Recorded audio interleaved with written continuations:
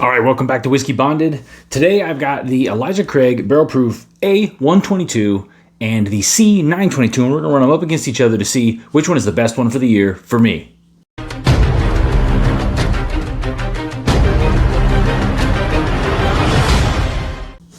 All right, so I did a video reviewing the A122 versus the B522, and I really was not a fan of the B522. I thought it drank a little hot just for hot's sake, even though the proof wasn't that high. So I don't have that one here. I didn't go out and buy that bottle because I had a sampler, but I did buy the C922 because I got to try it before I bought it, and I really liked it, so I thought this would be a great comparison. So I'm going to compare the two for you. First, you got to get the cork pop. Very important.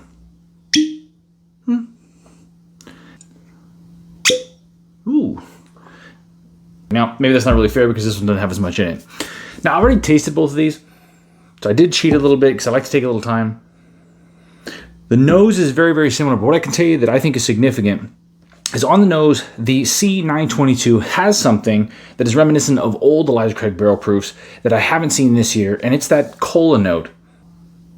You know, very distinct cola note that I didn't get in this one and I didn't get in the B522. Now, they've all got that Elijah Craig leather, and there's the char, and there's the caramel, and all those things you really, really want, but then they do differentiate by little tiny things. I think that the C922 probably drinks just a little bit hotter, but it's basically indiscernible between the two. The C922 is 124.8 proof instead of the 120.8 proof that the A is.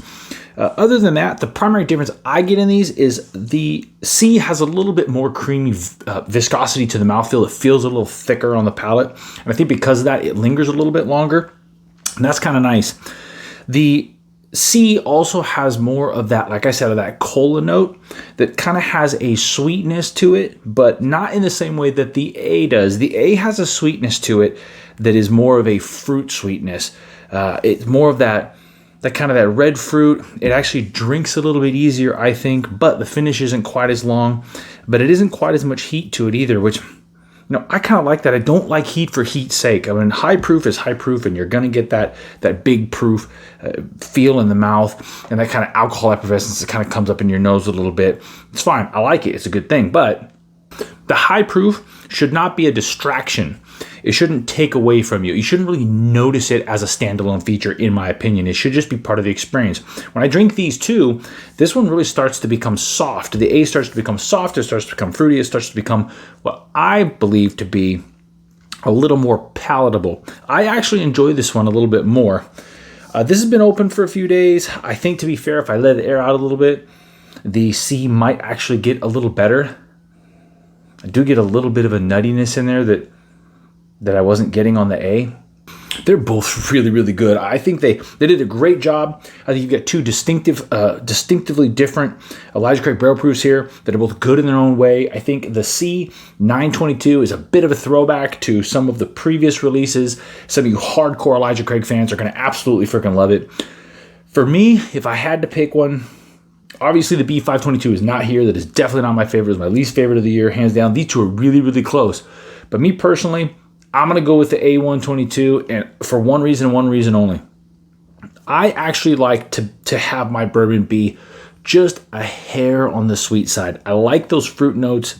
I don't like the proof to take away or distract at all. It almost does in the 922. It doesn't, but it almost does. There's definitely more of a proof there to it. This might be good cut down with a tiny bit of water. You don't want to put too much in it to take away from it, but they are both really, really good. I'm going to go ahead and say buy on both of these. If you didn't grab an A122 and you see it anywhere, grab it. Absolutely worth the $60 to $70 price point when you see the C922, because they should be relatively available. Grab it. 60 to 70 bucks for sure. 80, 90, maybe. If you like high proof bourbons, if you like Elijah Craig, if you like Elijah Craig barrel proofs, I'd say you could go 90 on this and still be pretty happy with it. I know the prices vary a ton by state, but we have it pretty easy here and they're pretty inexpensive here, so it's hard for me to do pricing because I don't really know relative to where you're at. But around here, these were about 70 bucks a piece, about $69 a piece, and both of these are absolutely worth it. I wish I would have bought a backup for the A122. I'm kind of regretting that now. Go out and get yourself a C922. If you are at all a fan of these, you got to grab it. If you've been drinking them for years, you got to grab it because you're going to feel a little nostalgia in that. Really, really good. I love them both, but I'm going to call Elijah Craig Barrel Proof the A122 for me is the winner for the year, the top of the three, and the absolute best of Elijah Craig Barrel Proof for this year. But that C922 definitely gives me hope for what's coming next. So there you have it. There's my take. I'm Conrad. This is Whiskey Bonded. Cheers.